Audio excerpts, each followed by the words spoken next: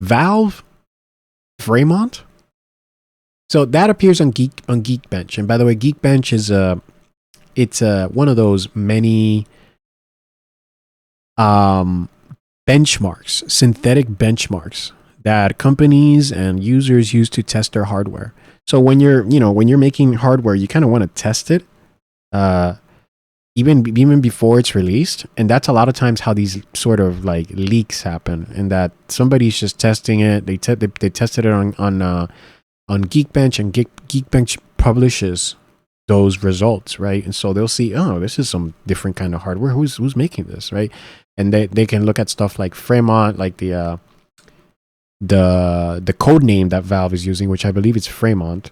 That's obviously not what it's going to be called. Yeah, and it looks like, so this is going to have a 6-core AMD APU, but it's going to have discrete graphics. So it's going to have like a graphics card that you put in your computer. It's not going to be like the Steam Deck that comes as sort of like as an all-in-one chip. So the GPU, the graphics is going to be separated. And it's going to have Radeon RX 7600 level of graphics. Now, the 7600 is kind of old for my standards, for my taste. The 7600 is, let's just look it up here. So that's RDNA 3. That's like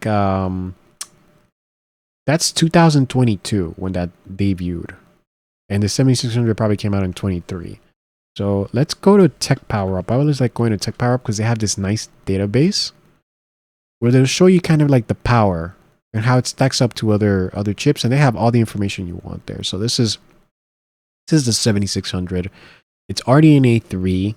AMD is now an RDNA 4. So this means that Valve is using something that's older and cheaper. It's got 2,000 cores, 8 gigs of memory. So that's interesting.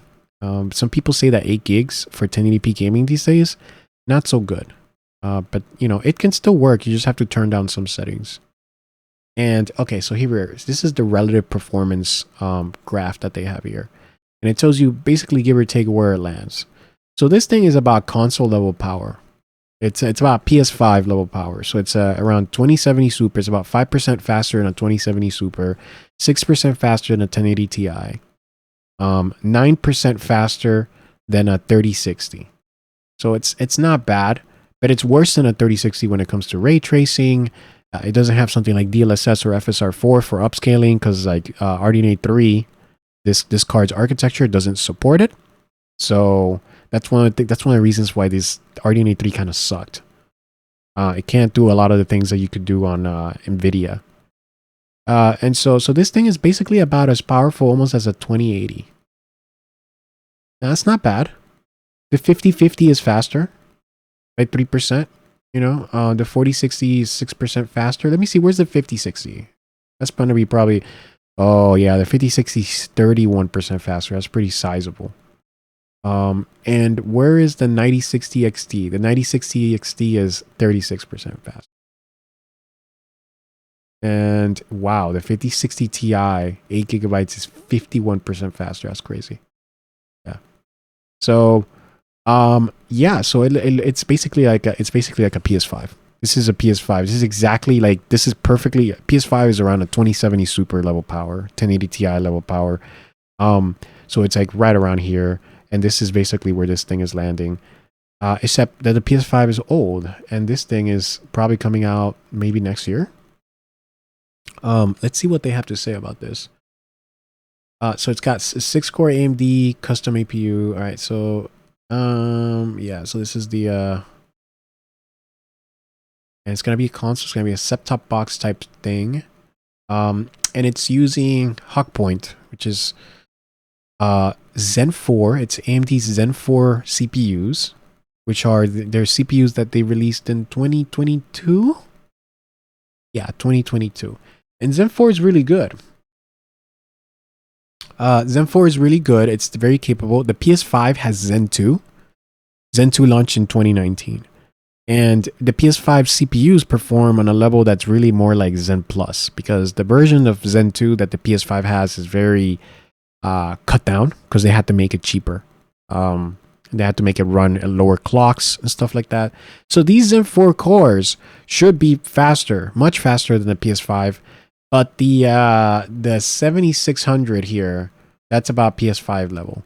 So this thing is going to be, I would say this is a very modest thing. It's not some crazy powerful thing. I would have wished that it had a 9060 XT instead, but I guess Valve doesn't want to. Valve wants to save money. The 7600 is just cheaper. It's just a cheap card. So, especially these days.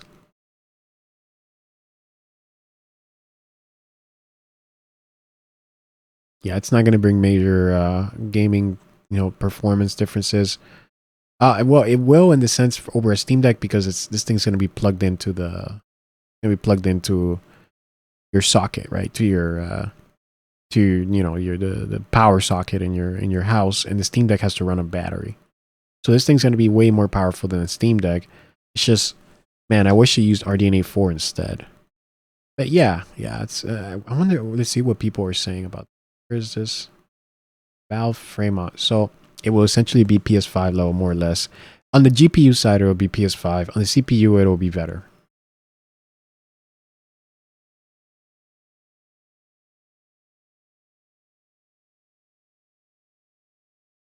I just hope Valve makes SteamOS work better on a TV. Right now, it's not a great experience. I don't know. I use big picture mode on my TV, and it's okay. So, I don't know. But yeah, that's their new console. And so this thing, people are probably thinking they're thinking like, oh, how much is this gonna cost? Like the Steam Deck is $400, right? When it launched, it was $400. Isn't it $399? So if we go over here and we look up, I know that they have the old models of the Steam Deck now that I think are a bit cheaper while supplies last. That's what it said last time. So I don't know if they're still available, but let's look at Steam Deck. Here we go, Steam Deck. And then not even talking about the OLED because the OLED is more expensive, the screen. So let's see what Valve's got for prices. So we're looking at, okay, so they don't have, the other one was while supplies lasted, so that makes sense. I think the other one was like $40 cheaper or something. So the cheapest one you can get is $399, which is the original price. And in a world where everything has gotten more expensive, the PS5 just had a price raise in the US. It had a price raise in Canada before, and it had a price raise in the EU, in Europe, a while back. So like,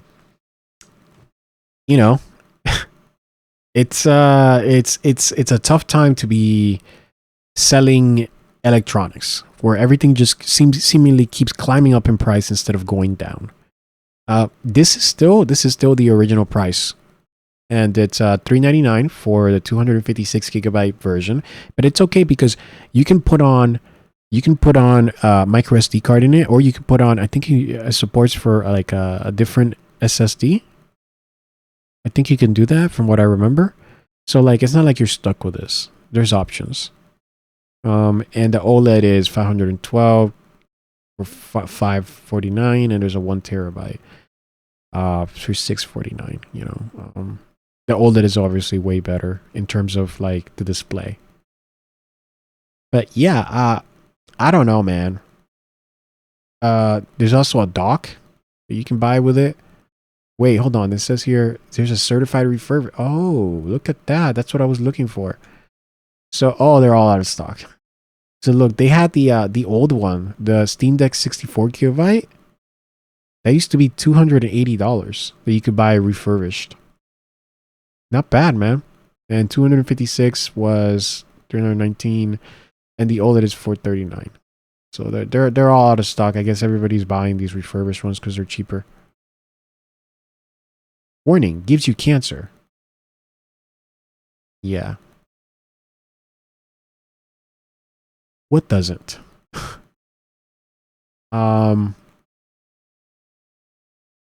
So yeah, this thing is gonna be basically it's gonna be a Steam Deck,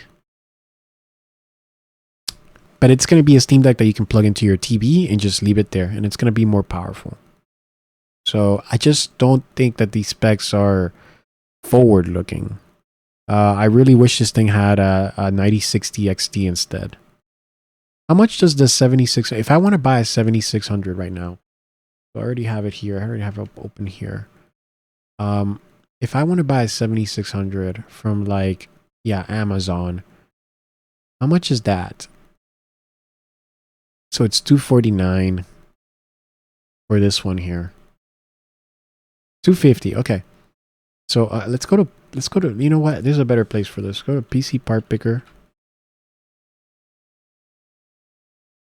And here we go.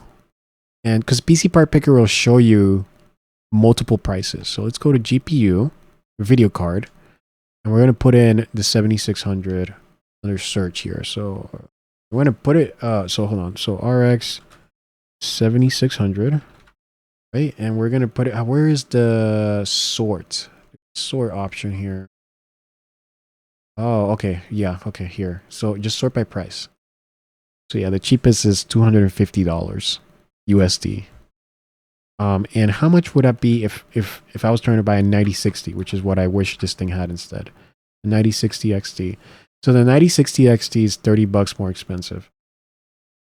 Fuck, dude. I mean, obviously, like, I mean, I honestly, I would rather go with a 9060 XT any day of the week. Like, it's such a better card. It's got FSR4 support. It can do upscaling, like DLSS, like PSSR and the PS5 Pro. So like, and like DLSS on the Nintendo Switch 2. This thing can do it. So like the other one can't. So it's like, fuck. You know, I wish they went with this instead. Yeah, fuck. You know, that sucks. That sucks. How much is the wow, 275, man. That's really good. How much is the 16 gigabyte version? That's a really good fucking card. Let's see, 16 gigs. That's 360. Okay, so that's $10 above MSRP. Not so good. Not so good. And the 5060 see RTX 5060 is $299. Okay, that's MSRP. 5060 Ti is, oh, that's below MSRP, $340. That's $10 below MSRP. And the 16 gigabyte version, which is the good one, the MSRP at for 30. Okay. Yeah, man. Out of all those, it would have been way better if they had gone with the 9060 XT 8 gigabyte version. Yeah, it's a shame, but like, I mean, they're trying to keep costs down. They're trying to make this thing be affordable. So I'm thinking they probably want this thing to cost like between $400 and $550. That's what I think they want this thing to cost. I don't think they want it to cost more than $550. And keep in mind, this is going to be a lower volume device. This is not like a PS5 that it's guaranteed to sell 100 million or something like that. So yeah. When is this thing coming out? I don't know. We're gonna have to wait and see. Maybe at the earliest is probably at the end of this year, but maybe next year.